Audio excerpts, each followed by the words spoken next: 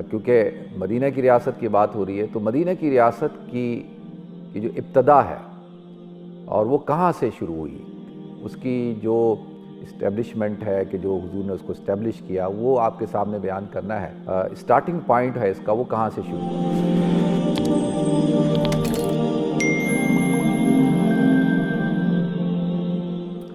محترم ناظرین کرام، بزرگان دین اور میری عزیز ماؤں بہنوں بھائیوں، السلام علیکم ورحمۃ اللہ وبرکاتہ۔ ناظرین، آج کل ہر طرف چرچا ہے مدینہ کی فلاحی ریاست کا، کیونکہ مدینہ کی ریاست کی بات ہو رہی ہے تو مدینہ کی ریاست کی جو ابتدا ہے اور وہ کہاں سے شروع ہوئی، اس کی جو اسٹیبلشمنٹ ہے کہ جو حضور نے اس کو اسٹیبلش کیا وہ آپ کے سامنے بیان کرنا ہے۔ اسٹارٹنگ پوائنٹ ہے اس کا، وہ کہاں سے شروع ہوا۔ حضور اکرم صلی اللہ علیہ وسلم جب آپ مکہ کے اندر آپ کی زندگی کو تنگ کر دیا گیا، جب یہ پلان کیا گیا کہ بھئی کسی طریقے سے حضور اکرم صلی اللہ علیہ وسلم کو قتل کر دیا جائے اور آپ کو جانی نقصان پہنچایا جائے، اور حضور اکرم صلی اللہ علیہ وسلم کو اس بات کا آئیڈیا ہو گیا کہ مکہ کے اندر جو مقاصد ہیں وہ پورے نہیں ہو رہے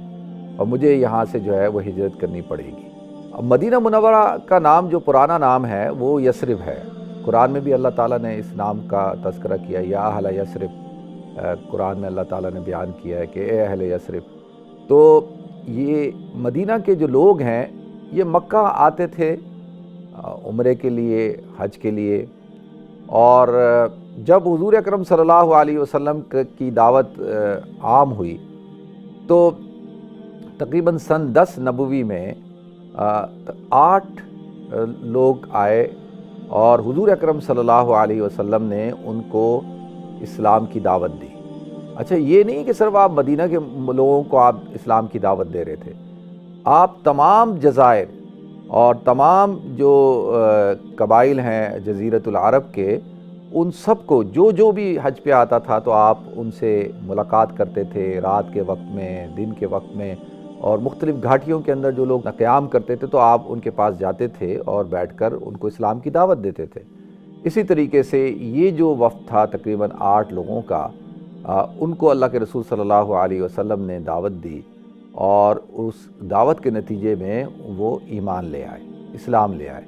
اور ان میں جو حضرت اسد بن زرارہ رضی اللہ تعالیٰ عنہ ایک بہت بڑے سردار تھے، وہ بھی ایمان لے آئے۔ تو لہذا یہ سن 10 نبوی کی بات ہے۔ پھر وہ وفد گیا، پھر دوسرے سال دوبارہ، اس کو بیعت عقبہ کہا جاتا ہے، بیعت عقبہ اول، یہ بیعت عقبہ ثانی۔ تو یہ جو عقبہ جو ایک گھاٹی ہے جو منا کے پاس ہے، اسی لیے اس کو بیعت عقبہ اول کہا جاتا ہے یا بیعت عقبہ کہا جاتا ہے۔ اب یہ 3 بیعتیں ہوئی ہیں۔ پہلی بیعت میں یہ 8 کے قریب لوگ مسلمان ہوئے، اور پھر دوسرے سال جو ہے وہ تقریباً کوئی 12 یا 13 افراد آئے اور انہوں نے اسلام قبول کیا۔ اور پھر ناظرین جب وہ جانے لگے تو انہوں نے حضور اکرم صلی اللہ علیہ وسلم سے گزارش کی کہ بھئی آپ ہمارے ساتھ کسی ایسے شخص کو مقرر کر دیں یا روانہ کر دیں جو وہاں جا کر اسلام کی دعوت دے، یا جو ہمیں تبلیغ کرے یا قرآن کی تعلیم دے۔ تو اللہ کے رسول صلی اللہ علیہ وسلم نے حضرت مصعب بن عمیر رضی اللہ تعالیٰ عنہ کو ان کے ساتھ روانہ کیا۔ اور ناظرین، حضرت مصعب بن عمیر رضی اللہ تعالیٰ عنہ جب آپ مدینہ منورہ پہنچے ہیں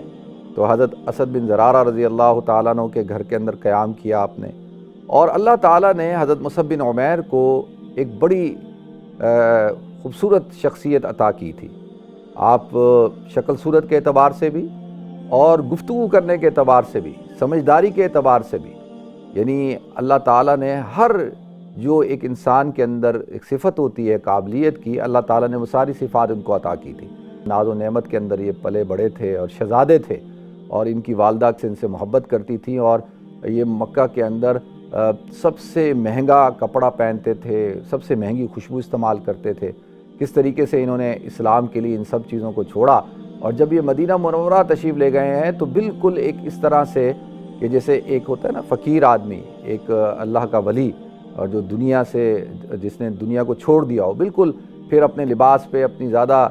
بناؤ سنگار پہ زیادہ توجہ نہیں دیتے تھے، اور صرف دعوت و تبلیغ میں جو ہے وہ وقت لگاتے تھے، اور اللہ کا دین سیکھنے کے لیے اور لوگوں کو سکھانے کے لیے ان کے شام و سحر گزرتی تھی۔ تو یہ حضرت مصعب بن عمیر رضی اللہ تعالیٰ عنہ جب جاتے ہیں اور یہ بڑی زبردست وہاں پر محنت کرتے ہیں، اور ان کی محنت کا نتیجہ یہ نکلتا ہے کہ مدینہ منورہ کے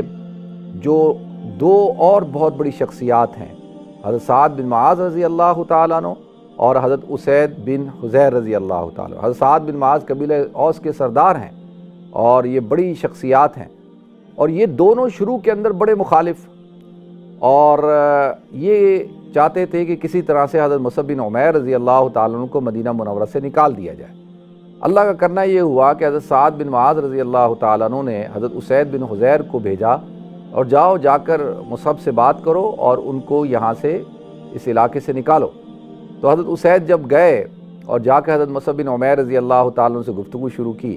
تو پہلے تو حضرت اسید نے جو کہنا تھا ان کو کہا، جیسے اس وقت کہا جاتا تھا، برا بلا کہا کہ بھئی تم یہاں آ گئے، تم نے آ کے یہاں ایک الگ کام شروع کر دیا ہے، تفریق پیدا کر دی ہے، اس طرح کی باتیں کی، اور بڑا تش رویہ اختیار کیا، بد اخلاقی کے ساتھ پیش آئے۔ لیکن حضرت مصعب بن عمیر رضی اللہ تعالیٰ عنہ جو ہے انہوں نے صبر سے کام لیا، تحمل سے کام لیا۔ ناظرین، جو داعی ہوتا ہے نا، داعی کے اندر اخلاص کا ہونا بڑا ضروری ہے، اور برداشت کا ہونا بھی بڑا ضروری ہے۔ یعنی وہ جو بھی دعوت کا کام کر رہا ہے، دین کا کام کر رہا ہے، سب سے پہلے تو اس کی نیت ٹھیک ہونی چاہیے، وہ للہیت کے لیے ہو، اللہ کے لیے ہو، اخلاص ہونا چاہیے، اور پھر اس کے ساتھ ساتھ اس کے اندر جو ہے برداشت بھی ہونی چاہیے۔ اگر آدمی کے اندر برداشت نہیں ہے اور وہ فوراً ریئیکٹ کرتا ہے، تو پھر وہ دعوت کا کام نہیں کر سکتا، وہ اللہ کے دین کی تبلیغ نہیں کر سکتا۔ تو انہوں نے بڑی تحمل اور بردباری سے ان کی باتوں کو سنا، ان کے اس رویے کو برداشت کیا، تو وہ بڑے حیران ہوئے، کہا کہ یہ بندہ جو ہے عجیب ہے، میں اس کے ساتھ سخت رویے سے پیش آ رہا ہوں اور یہ مجھے آگے سے جواب ہی نہیں دے رہا۔ تو پھر جب انہوں نے بات کر لی، تو حضرت مصعب بن عمیر نے بڑے اچھے انداز سے اور بڑے خوبصورت انداز سے اسلام کی تبلیغ کی، اور ان کو دعوت دی، اللہ کا دین سمجھایا، حضور اکرم صلی اللہ علیہ وسلم کی بعثت کے مقاصد سمجھائے۔ تو ان کے اوپر اتنا اثر ہوا کہ وہ فوراً جو ہے وہ اسلام لے آئے، اور جب وہ واپس گئے ہیں تو حضرت سعد بن معاذ رضی اللہ تعالیٰ عنہ نے دیکھا کہ بھئی اسید تو بالکل بدلا ہوا شخص ہے، اور میں نے تو بھیجا کس لیے تھا اور یہ کس لیے آ گیا۔ تو انہوں نے ان کے اوپر غصہ کیا، تو انہوں نے کہا بھائی ایسا کرو کہ تم خود جاؤ اور جا کر جو ہے وہ ان کو سمجھا لو، میں تو ان کو نہیں سمجھا سکا۔ اور ان کی خواہش یہ تھی کہ بھئی حضرت سعد بھی جا کے ان کی گفتگو سنے حضرت مصعب بن عمیر کی۔ تو حضرت سعد بھی گئے اور وہی رویہ انہوں نے بھی اپنایا، اور حضرت مصعب بن عمیر رضی اللہ تعالیٰ نے بڑی تحمل کے ساتھ اور برداشت کے ساتھ ان کی بات کو سنا، اور پھر ان کو بھی دعوت دی، تبلیغ کی۔ تو حضرت سعد جو ہے وہ اس وقت تو اسلام نہیں لائے،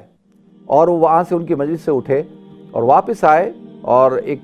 پہاڑی کی چوٹی پہ کھڑے ہو کر اپنے تمام قبیلے کو جمع کیا، اور تمام قبائل والوں کو کہا کہ دیکھو میں ایک شخص کی بات سن کے آ رہا ہوں، ان کی دعوت سن کے آ رہا ہوں، اور ان کا کلام سن کے آ رہا ہوں، اور میں نے ان کی دعوت کو قبول کر لیا، میں مسلمان ہو گیا ہوں۔ تو لہذا انہوں نے اپنے پورے قبیلے کو دعوت دی کہ کون میرے ساتھ جو ہے وہ اس پیغام کو قبول کرتا ہے اور جماعت میں شامل ہوتا ہے۔ لہذا ناظرین، یہ میں آپ کو بتا رہا ہوں کہ کس طریقے سے مدینہ کے اندر تبلیغ کا کام کیا گیا، اور کس طریقے سے حضرت مصعب بن عمیر جو ہے ان کی جو شخصیت ہے، اور جو حضور اکرم صلی اللہ علیہ وسلم نے ان کی جو تربیت کی تھی، ان کی تربیت کا نتیجہ یہ ہے کہ اب دیکھیں لوگ اسلام کی طرف راغب ہو رہے ہیں۔ اب جب حج کے موقع پر جب تشریف لائے ہیں، اب یہ تیسرا موقع ہے، تقریباً 72 کے قریب، 72 سے لے کے 80 کے قریب افراد ہیں، اور اب حضرت عباس رضی اللہ تعالیٰ عنہ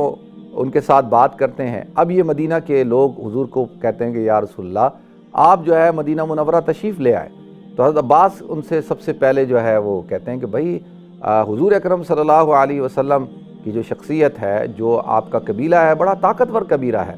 اور یہاں پر آپ کی جان، آپ کا مال، آپ کی عزت آبرو محفوظ ہے۔ اگر کوئی خدا نخواستہ آپ کو نقصان پہنچانے کی کوشش کرے گا تو یہاں پہ ان کا قبیلہ ان کی حمیت میں کھڑا ہوگا، حمایت میں کھڑا ہوگا، مدد کے لیے کھڑا ہوگا۔ تو لہذا اگر میں نے یعنی محمد کو تمہارے حوالے کر دیا تو پھر کیا کرو گے، تم کس قسم کا سلوک کرو گے؟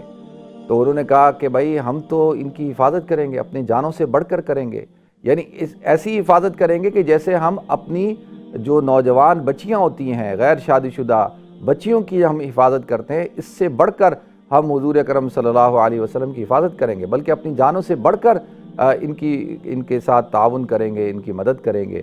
اور ان کے ساتھ جو ہے مواخات کریں گے۔ اب دیکھیں یہ مدینہ منورہ کے لوگ ہیں اور حضرت مصعب بن عمیر کی تعلیم ہے، تربیت ہے، تو اس کا نتیجہ آپ دیکھیں جب ان کو یقین ہو گیا کہ یہ لوگ حضور اکرم صلی اللہ علیہ وسلم کو تنہا نہیں چھوڑیں گے اور آپ کو سپورٹ کریں گے، آپ کی حمایت کریں گے، آپ کے لیے اپنی جانوں کی قربانی پیش کریں گے، تو پھر اللہ کے رسول صلی اللہ علیہ وسلم نے ارادہ کیا مدینہ منورہ ہجرت کرنے کا۔ تو لہذا ناظرین انشاءاللہ اس سے اگلا جو ایپیسوڈ ہے، اگلی جو ہے انشاءاللہ قسط، وہ کل آپ حضرات کے سامنے پیش کروں گا۔